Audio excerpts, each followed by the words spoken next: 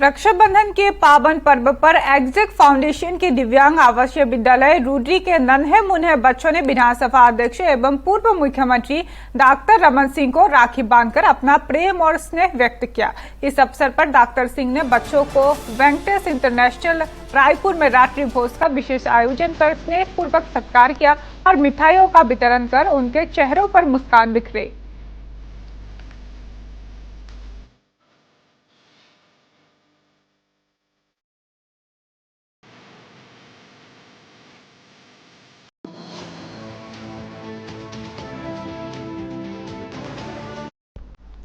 मुख्यमंत्री विष्णुदेव साय ने जशपुर जिले के बगिया ग्राम से वर्चुअल माध्यम से जशपुर, पत्थल गांव और बगीचा विकासखंड के 3 ग्रामों में छत्तीसगढ़ राज्य ग्रामीण बैंक की नई शाखाओं का लोकार्पण किया और बैंक का 12वां वार्षिक प्रतिवेदन जारी किया।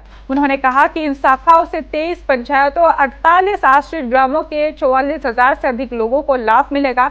अब ग्रामीणों को बैंकिंग सेवाओं के लिए दूर नहीं जाना पड़ेगा।